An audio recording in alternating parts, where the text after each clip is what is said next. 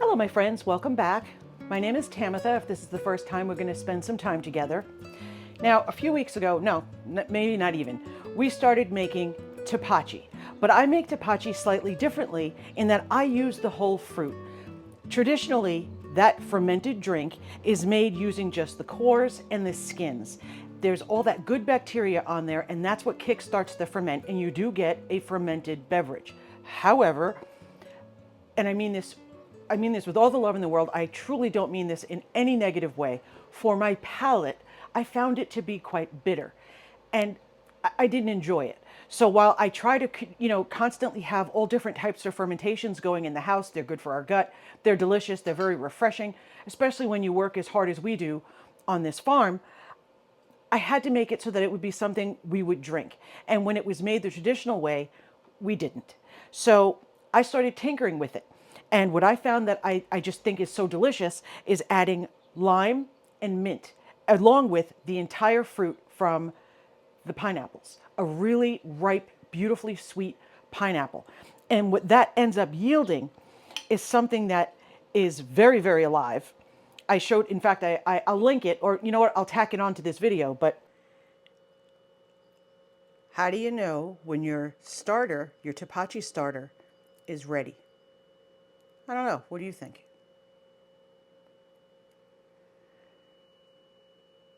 I think they're ready. If you could smell this, you would. It's so good. Next step coming up.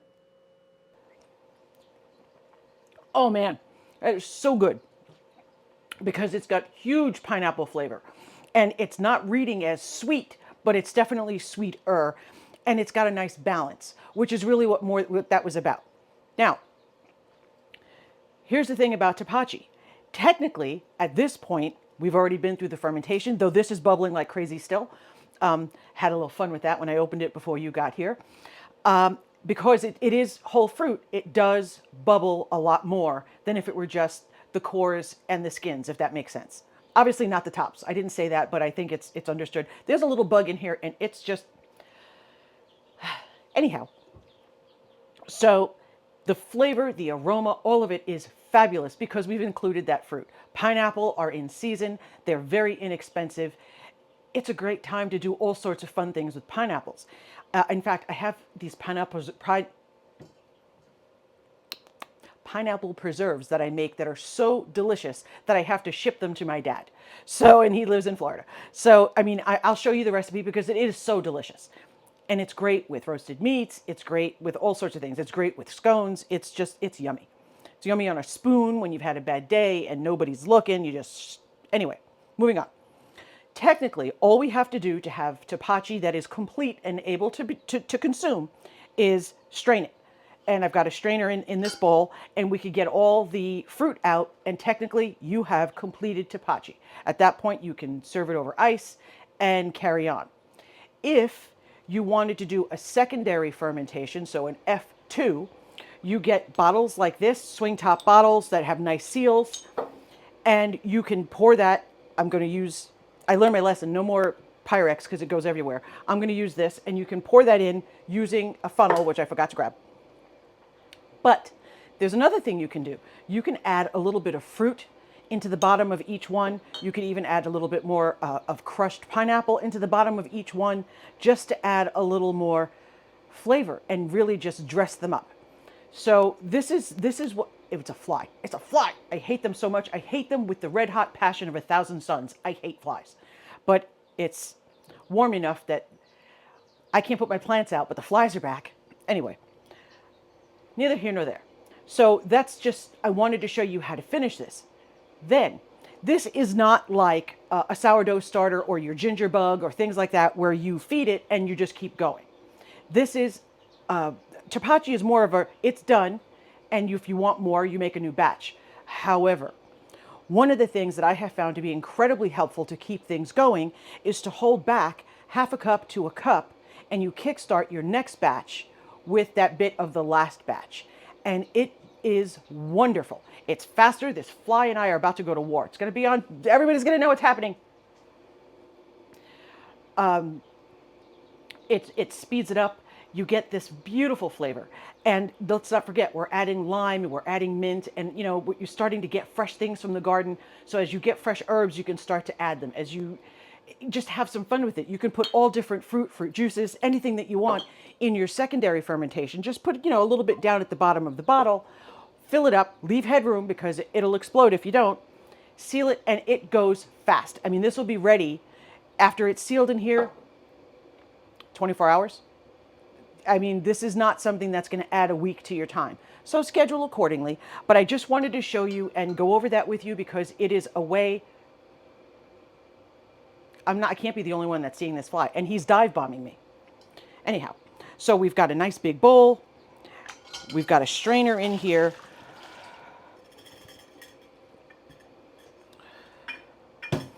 Now, somebody's going to ask me, so I'll tell you, what do you do with this fruit?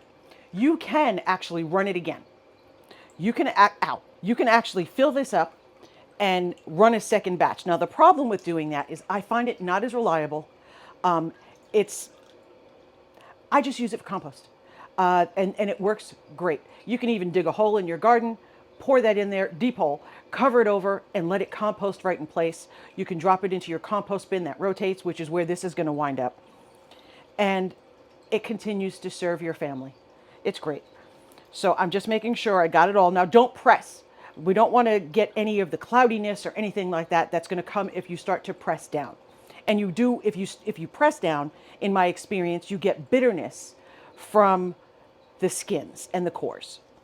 Okay, so we're just about there. I don't want to drip on the floor. And we're going to do the same. These are exactly the same, so they don't need to be separated. In my case, you can make different ones, some with mint, some with Tulsi, some with lemon balm. You can just, the world is your oyster. I happen to use mint in this particular batch.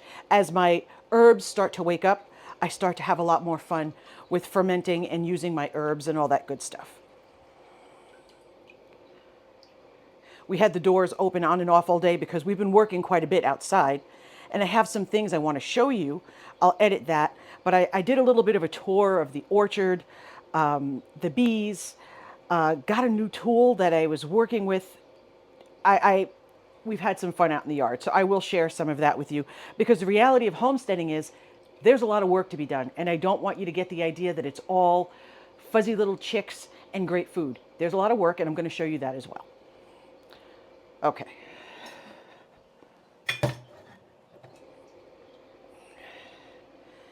I'm just going to give this a stir, make sure I didn't miss anything.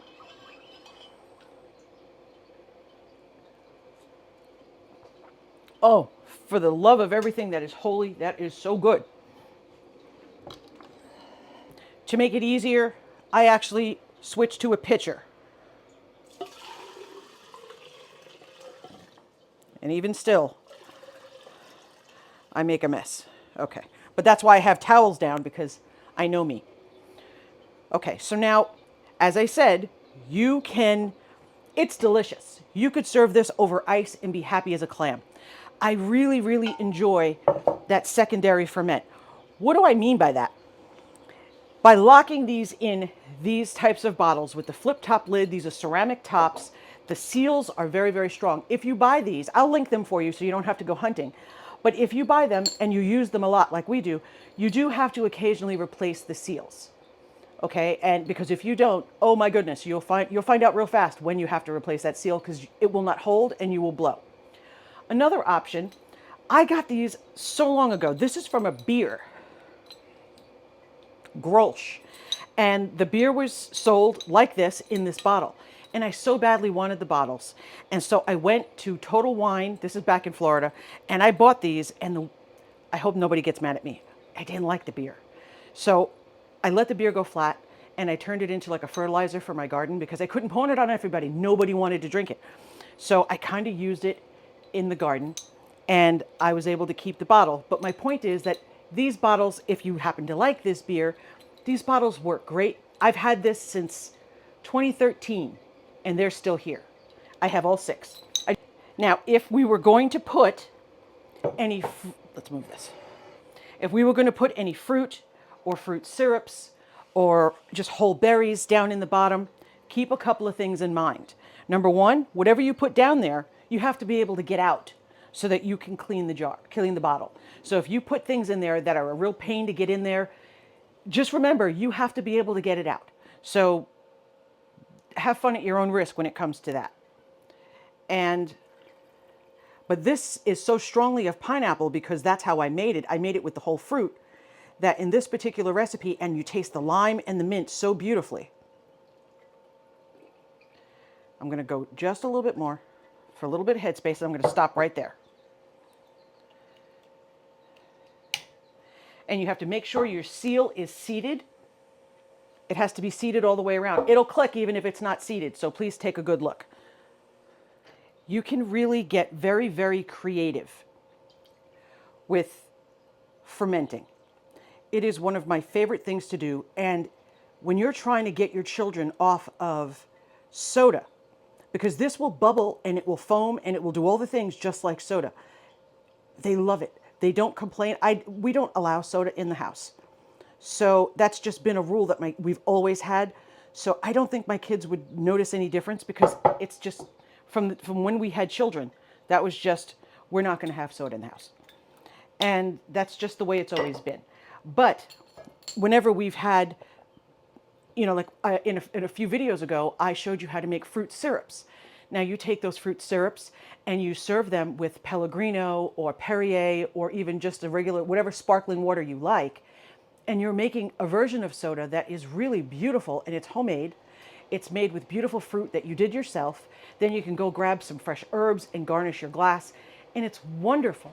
And these are things that your children, they'll remember. They'll remember that, while somebody else's family is allowed to have all the commercial sodas that they'd like. And listen, you do you. It's your house, not mine.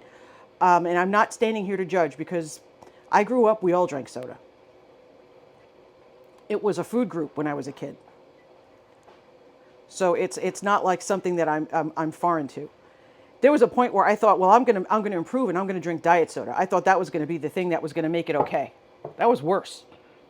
So I don't drink that anymore either. But I loved Coke and I drank it all the time. And it was quite an adjustment to not drink that anymore. Why are you stuck? Ha ha ha. Okay, now that's not a great thing.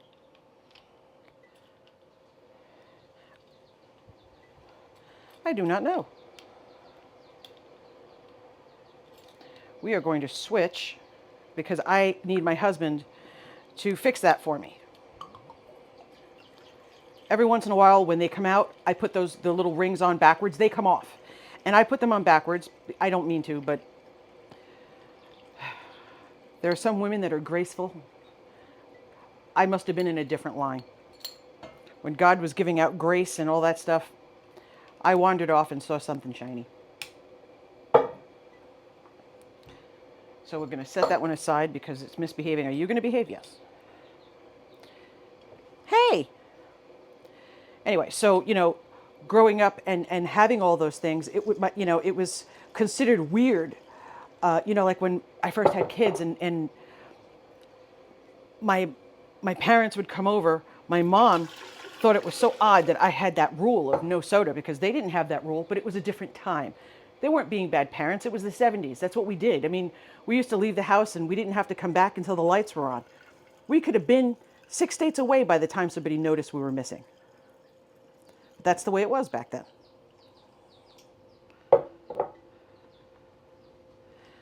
So things have changed. This is what, there's a little bit left here, and I'm going to serve it over ice, and I'm going to drink it. Now, this stays at room temperature until, in fact, I have a little bit more room in this one. I'm going to add a little bit. These will stay at room temperature until they build pressure. And there's lots of sweetness in here naturally from the fruit. Now, let's say you made this and there was just not enough sweetness left for you. You find it's bitter. Before you go through this, add a little bit of sugar to make sure it's to your palate. Don't add a ton because that's going to cause an explosion. But there's no point in bottling it and having it all ready to go if you don't like it. So make sure that it is to your liking and then bottle it up. Or if you don't want to wait for the bubbles, because that's the only difference. Secondary fermentation is to either add additional flavors or just turn it into a carbonated drink. Otherwise, this is perfect as it is. And you know what? Hang on. These are vintage glasses that I got on eBay. I love antiques. I love old stuff. And I got these on eBay and I love them so much.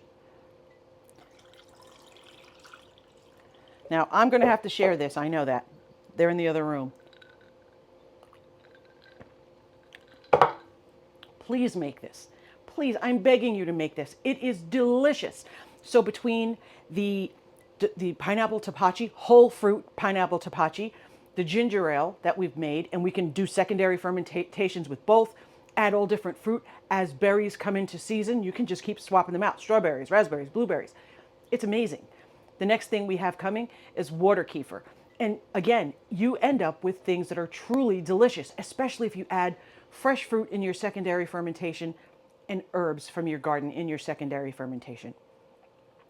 It's a quick one today because we spent so much time outside and I needed to get this done. But I'm going to edit the other video to show you just what it's like to try to get a garden of this size ready for season. Thank you so much. I am so thrilled that you're here. I was going to use this and I didn't. So there you go. Have to fix that.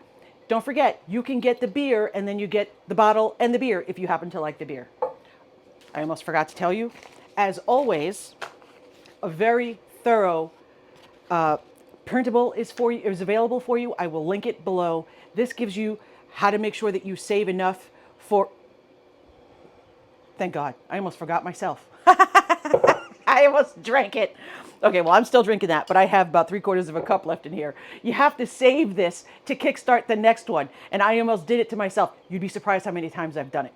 Is it the end of the world? No, you just make a new batch. But I really do try to remember not to drink it all, hold back a little to kickstart the next batch. Please don't be a dork like me. Please pay attention and set it aside. I don't care. I'm not putting it back. I'm drinking this. Cheers. I'm so happy you're here. I love you. I'm a dork. I'm a really dyed-in-the-wool dork.